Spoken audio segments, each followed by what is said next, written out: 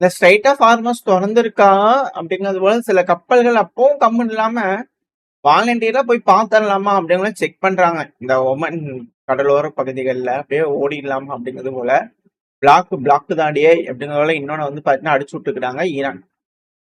யாராலையும் தப்பிக்க முடியாது, ஓடவும் முடியாது, ஒளியவும் முடியாது. 24/7 மானிட்டரிங் அப்படிங்கிறது போல ஈரானோட கட்டுப்பாட்டுக்குள்ள இருக்கு. ஸோ இதுல என்னன்னா ஆல்ரெடி அந்த கப்பல் அந்த நிறைய கப்பல்கள் வந்து பண்ண அடிச்சிருக்காங்க.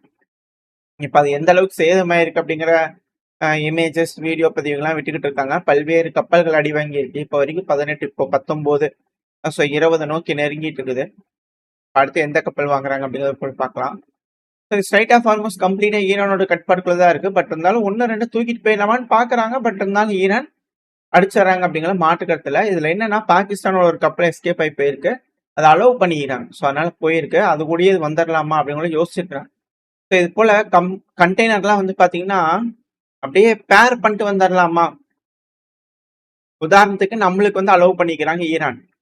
ஸோ அப்படி வந்து பாத்தீங்கன்னா வரும்போது பின்னாடியே டேக் ஒட்டிட்டே வந்துட்டோம்னா விட்டுறலாமா அப்படிங்கிறத வந்து பார்த்தீங்கன்னா ஒரு டெஸ்ட் பண்ணி பார்த்துக்கிறாங்க. பட் அதில் வந்து பார்த்தீங்கன்னா அப்படிலாம் எதுவும் தப்பிக்கிற மாதிரி இல்லை, அடிச்சாடுறாங்க. ஈரான் வந்து எல்லாத்தையும் கன் பர்ஃபெக்டாக இருக்கிறாங்க அப்படின்னு மாற்றுக்கிறதுல. அதே போல வந்து பார்த்தா ரஷ்யாவோட ஒரு கேஸ் கேரியர் மெட்டா கேஸ் வந்து பார்த்தீங்கன்னா அடிச்சிருந்தாங்க இல்லையா, உக்ரைனோட சிபிஐ ட்ரோன்கள் அடிச்சிருச்சுன்னு சொல்லிட்டு மெட்ரேனியன் சீல எங்க லிபியாக்கு இத்தாலிக்கு நடுவில் அது வரைக்கும் வந்துருக்குது பாருங்களேன் அது. பட் இருந்தாலும் அதை லிபியாலேருந்து ஆப்ரேட் பண்ணியிருக்கலாம். பட் இருந்தாலும் அந்த பகுதியில் வந்து பார்த்தீங்கன்னா ஒரு தாக்குதல் நடந்துச்சு. இப்போ அந்த கேஸ் கேரியர் வந்து எந்த அளவுக்கு சேதமாயிருக்கு அப்படிங்கிறது போல இருக்கு. இதுல 700 டன் ஆஃப் ஃபியூயல் வந்து பார்த்தீங்கன்னா இன்னும் இருக்கு, க்ரூ இல்ல, அது அப்படியே மிதந்துகிட்டு இருக்கு. இதனால அங்க இருக்கக்கூடிய என்விரான்மெண்டல் டிசாஸ்டர் வரும் அப்படிங்கிறதோட பல அனலிஸ்டோட கருத்துக்கள். எது எப்படியோ அதெல்லாம் எதுவும் பிரச்சனை இல்லாம, ஏன்னா மெடிட்ரேனியன் சி அந்த இதெல்லாம் வந்து கேஸ் இதெல்லாம் லீக் ஆகும்போது அந்த இருக்கக்கூடிய மீன்கள் இதெல்லாம் வந்து பார்த்தீங்கன்னா இறக்கும், சேதங்கள் ஏற்படும். ஸோ அது போல எதுவும் இல்லாம எல்லாம் பார்த்து ரெடி பண்ணுவாங்க அப்படிங்கிற நம்பிக்கையில நம்ம அடுத்த செய்திக்கு போய்க்க வேண்டியதா. ஏன்னா பயங்கரமா அட்டாக் நடக்குது, எல்லாத்தையும் சுத்தி சுத்தி கேரியர் ரெடி வாங்குது அப்படிங்கும்போது சிக்கல் தான். இதுல என்னன்னா ஈராக்ல கம்ப்ளீட் டாமினன்ஸ் அப்படிங்கிற சொல்லிட்டு இருக்கோம். ஈரானோட வளையத்துக்குள்ள வந்துருச்சு அப்படிங்கிறது போல எஃபிவி ட்ரோன்கள், அதுவும் குறிப்பா ஃபைபர் ஆப்டிக்ஸ் ட்ரோன்கள் அமெரிக்காவோட எம்பசி காம்பவுண்டுக்குள்ள போய் என்னெல்லாம் இருக்கு அப்படிங்கறத தேடி பார்த்துக்கிட்டு இருக்காங்க. அது பாக்தாதுல வந்து பாத்தீங்கன்னா கேபிட்டல்ல எந்த ஒரு இன்டர்ஃபியரன்ஸுமே இல்லை. அது கேபிள் ட்ரோன்கள் வேற, ஃபைபர் ஆப்டிக்ஸ் ட்ரோன்கள் உள்ள போய் சப்ரஸும் பண்ண முடியாது. நம்ம இந்த ரஷ்யா உக்ரைன்ல பார்த்துட்டு இருக்கோம், நம்மளுக்கு தெளிவா தெரியும். ஸோ அதுல வந்து பாத்தீங்கன்னா கேபிளை கட் பண்ணாதான் உண்டு, ஒருத்தரும் இல்லை. அண்டர் கிரவுண்ட் பங்கர்ல எல்லாம் பத்திரமா பதுங்கிட்டாங்க அப்படிங்கிறது நல்லா தெரியுது. பட் தொடர்ந்து அட்டாக் நடந்துட்டே இருக்கு, ஹெவியான அட்டாக். இன்னைக்கு கூட எம்பசில பிரிச்சு மேய்ஞ்சிருக்கிறாங்க ஈரான். அதுல எஃபிவி ட்ரோன்கள்லாம் போகுது அப்படின்னா பலத்த சேதங்கள் இதுக்கப்புறம் ஏற்படும். இந்த பகுதிகள் எல்லாமே ஈரான் அவங்க கட்டுப்பாட்டுக்குள்ள எடுத்துனாலும் ஆச்சரியப்படுறதுக்கு இல்லை. ஸோ இந்த லேண்ட் ட்ரூப் எப்ப கால் வைக்கிறாங்க அப்படின்னா கிரவுண்ட் ஃபோர்ஸ், அப்ப பெருத்த சேதங்கள் இருக்கும் பல பகுதிகள்லயும். ஈரான் அவங்க கட்டுப்பாட்டுக்குள்ள எடுப்பாங்க அப்படிங்கிற மாட்டு கட்டுங்க. இதுல என்னன்னா திரும்ப திரும்ப வந்து பண்ண பேசுறது அப்படிங்கிற ட்ரம்ப் ஆகுது அப்படின்னு சொல்லிட்டே இருக்கிறாங்க. ஈரான் ஃபாரின் மினிஸ்டரான அப்பாஸ் அக்ராச்சி அவர்கள் அதை மறுத்திருக்கிறாரு. அதாவது சீஸ்ஃபயருக்காக ஈரான் பேசிட்டு இருக்காங்க, டைரக்டா ஒரு கம்யூனிகேஷன் லைன் போயிருக்கு. விட்டாஃப் அவர்கள் அப்பாஸ் அக்ராச்சி அவர்கள்கிட்ட பேசிட்டு இருக்கிறாங்க அப்படிங்கிற செய்திகள். அதுக்கு ஈரானோட ஃபாரின் மினிஸ்டரான அப்பாஸ் அக்ராச்சி அவர்கள் என்ன சொல்லிக்கிறாங்கன்னா, நாங்க கடைசியா விட்டாஃப் அவர்கள்ட்ட பேசினது எப்போ அப்படின்னா டிப்ளமசி என்னைக்கு கொல்லப்பட்டதோ அதுக்கு முன்னாடி பேசினேன். அதுக்கப்புறம் இல்லீகலா வந்து பார்த்தீங்கன்னா மிலிட்டரி அட்டாக் எங்க மேல பண்ணாங்க. அதுக்கப்புறம் நாங்க அவங்களோட பேசுறதே இல்லை. இது வந்து பார்த்தீங்கன்னா மிஸ்லீட் பண்ணுது. ஸோ அதனால இதெல்லாம் வந்து பண்ண பப்ளிக்கு யாரும் நம்பிடாதீங்க, பேச்சுவார்த்தைகள்லாம் எதுவும் இல்லை. அதாவது ட்ரேடு பண்றாங்க இல்லையா, ஸோ அவங்கள மிஸ்லீடு பண்றதுக்கான பொய்யான செய்திகள் யாரும் நம்பிடாதீங்க அப்படிங்கிறது போல சொல்லிக்கிறாங்க. ஸோ பேச்சுவார்த்தைகள் அப்படிங்கிறது நடக்கல. அது மட்டும் இல்லாம இந்த பேச்சுவார்த்தை சுமூகமா தான் போகுது, அண்டர் கண்ட்ரோல் அப்படிங்கிற ட்ரம்ப் சொல்லிட்டு இருக்காரு. ஆனா இன்னும் கப்பல்கள் வந்து பாத்தீங்கன்னா பலதும் ரீடைரக்ட் பண்ணிக்கிறாங்க அப்படிங்கிற போல செய்திகள். அதுவும் குறிப்பா யுஎஸ்எஸ் ட்ரிப்போலி அப்படிங்கிற ஒரு கப்பல், ஆம்பிபிஎஸ் அசால்ட் குரூப் கப்பல் வந்து பண்ணா ரொம்ப வேகமா மிடில் ஈஸ்ட் நோக்கி வந்துகிட்டு இருக்கு.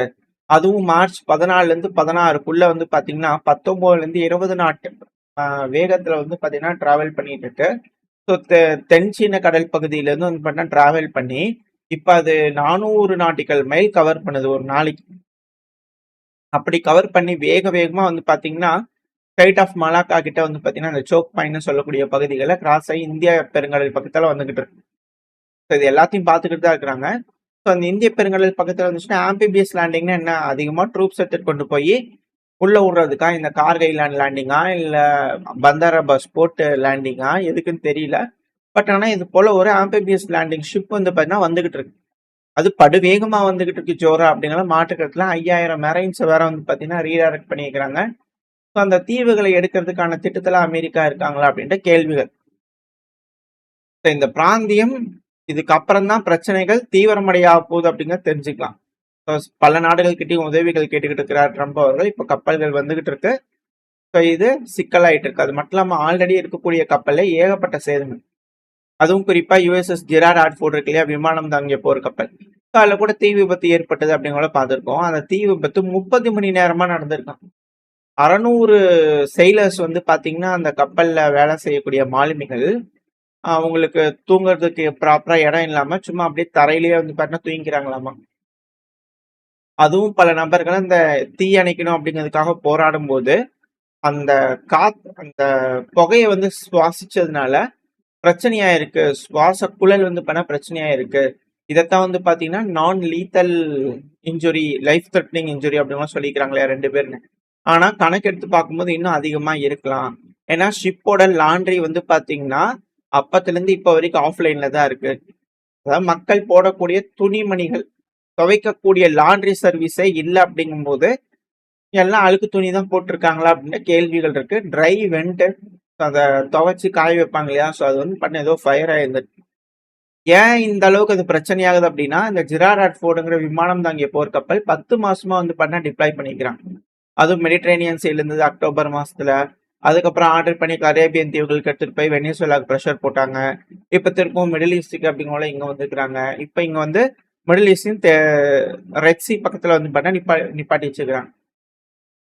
ஸோ இங்க இருக்கக்கூடிய க்ரூ வந்து பாத்தீங்கன்னா ரொம்ப அதிகப்படியா வந்து பாத்தீங்கன்னா வேலை செஞ்சுக்கிட்டே இருக்கிறாங்க.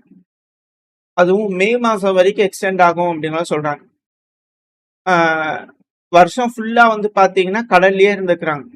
நார்மலா இருக்கிறத விட 2 மடங்கு அதிகமா இந்த வீரர்கள் ரொட்டேஷனே இல்லாம வேலை செய்யறாங்க. இந்த ரஷ்யா உக்ரைன் பிரச்சனையில நம்ம சொல்லுவோம் இல்லையா, வீரர்கள் முன்னாடி போவாங்க, அட்டாக் பண்ணுவாங்க, பகுதிகள் எடுப்பாங்க, பின்னாடி இருக்கக்கூடிய டிஃபென்ஸ் ஃபோர்ஸ் வருவாங்க, அந்த பகுதிகளை அவங்க கட்டுப்பாட்டுல வச்சுக்குவாங்க. அஃபென்ஸ் பண்ண ட்ரூப்ஸ் வந்து பாத்தீங்கன்னா கொஞ்சம் ரெஸ்ட் எடுத்துக்குவாங்க. ரீக்ரூப்பா எல்லாம் ரெடி ஆனதுக்கு அப்புறமா ஒரு அஃபென்சிவ் ஆபரேஷன் பண்ணுவாங்க. எப்படிங்கிறது போல பாக்குறோம் இல்லையா. ஸோ ரெஸ்ட்ங்கிறது வந்து பாத்தீங்கன்னா இருக்கும். இப்போ இந்த வீரர்கள் வந்து பாத்தீங்கன்னா அமெரிக்கால இருக்கக்கூடிய விமானம் தாங்கிய போர்க்கப்பல்ல வீரர்களுக்கு ரெஸ்டே இல்லாம வேலை செஞ்சுக்கிட்டு இருக்கிறாங்க. அதுவும் இதை எப்படி கம்பேர் பண்றாங்கன்னா ஏப்ரல் மாச கணக்கு வந்துருச்சுன்னு வச்சுக்கோங்களேன். ஒருவேளை ஏப்ரல் மாச கணக்கு வந்துருச்சுன்னா வியட்நாம் வார் போர் நடந்தது இல்லையா, அந்த டைம்ல இருக்கக்கூடிய ஆக்டிவ் இருந்த டைம் பீரியடை விட இது ஓவர்டேக் பண்ணிடும். வியட்நாம் வாரோட கம்பேர் பண்றாங்க. அந்த அளவுக்கு விட அதிகமா 10 மாசமா வந்து பண்ணா தொடர்ந்து கடல்லயே இருக்கு. டாய்லெட்ஸ் போயிடுச்சு. பல நபர்கள் மாலுமிகள் வந்து பாத்தீங்கன்னா தரையில படுத்துக்கிட்டு இருக்கிறாங்க. 30 மணி நேரம் தீ பிடிச்சி எரிஞ்சிருக்குது. அரவுண்ட் த கிளாக் வந்து பாத்தீங்கன்னா காம்பேட் ஆபரேஷன் தொடர்ந்து விமானங்கள் டேக் ஆஃப் ஆகுது, டச் டவுன் ஆகுறது, குண்டுகள் போடுறது, ப்ரொடெக்ஷன் கொடுக்கறது, வரக்கூடிய மிசைல்கள் ட்ரோன்களை வந்து தடுக்கிறது, இது போல ஏகப்பட்ட வேலைகள் செஞ்சுக்கிட்டே இருக்கிறதுனால தொய்வடைஞ்சுக்கிட்டு இருக்காங்க வீரர்கள் அப்படின்னு சொல்றாங்க. இப்படி இருக்கும் சமயத்துல அமெரிக்காவோட அதிபர் டொனால்டு ட்ரம்ப் அவர்கள் போர்ல ஜெயிச்சிட்டோம் அப்படிங்கிற டிக்ளேர் பண்றாரு அப்படிங்கிற வேடிக்கையா பலரும் பார்த்துட்டு இருக்காங்க. இருந்தாலும் அமெரிக்காவோட மத்திய கமாண்ட் திரும்ப ஒரு வீடியோவை ரிலீஸ் பண்ணிக்கிறாங்க. டீம் ஒர்க் தாங்க இது எல்லாமே வேலை செய்யும். வெளியே இருக்கக்கூடிய, அதாவது ஹோம் கிரவுண்ட் விட்டு வெளியே வரக்கூடிய ஏர்கிராஃப்ட் கேரியர் ஆப்ரேஷன்ஸ் வந்து லான்ச் பண்றது எந்த அளவுக்கு இருக்கு அப்படிங்கிறது போல ஒரு வீடியோ பதிவு போட்டிருக்காங்க. தொடர்ந்து ஈரான தாக்கிட்டு இருக்கோம், குண்டுகள் போட்டிருக்கோம் அப்படிங்கிற அவங்க தரப்புன்னு சொல்றாங்க. இது போல மிஷன்ஸ்ல தொடர்ந்து இருக்க அந்த விமானம் தாங்கிய போர்க்கப்பலே ஒரு கட்டத்துக்கு மேல செயலிழந்துரும் அப்படிங்கிற போல செய்திகள் வந்துகிட்டு இருக்கு. வெயிட் பண்ணி பார்ப்போம். இது எல்லாமே மேற்கு மீடியாக்கள் தரப்பு வரக்கூடிய செய்திகள் தான். இது எந்த அளவுக்கு வந்து பாத்தீங்கன்னா கை கொடுக்க போகுது அப்படிங்கிறது தெரியல. இதுக்கப்புறம் இருக்கக்கூடிய ஆபரேஷன்ஸ்க்கு கண்டிப்பா இது ஈரானுக்கு அட்வான்டேஜா இருக்கும் அப்படிங்கிற பலரோட கருத்துக்கள். அது மட்டும் இல்லாம இப்ப அப்படியே கியூபாக்கு வந்துட்டார். இப்ப ட்ரம்ப் அவர்கள் கியூபால வெற்றியை அறிவிச்சிட்டார். நான் நம்புறேங்க. அவ்வளவுதான். டேக்கிங் கியூபா வந்து பாத்தீங்கன்னா எடுத்துக்கிறது ஒரு ஹானரா இருக்கும். ரொம்ப கிரேட் ஹானர், பெருமை மிகுந்த செயல். நான் லிபரேட் பண்ணலாம். அங்க ஆட்சி மாற்றம் கொண்டு வரல. இல்ல கம்ப்ளீட்டா கண்ட்ரோல் எடுத்துக்கலாம். என்னால வந்து பார்த்தீங்கன்னா, என்ன வேணா செய்ய முடிவிப்பாங்க.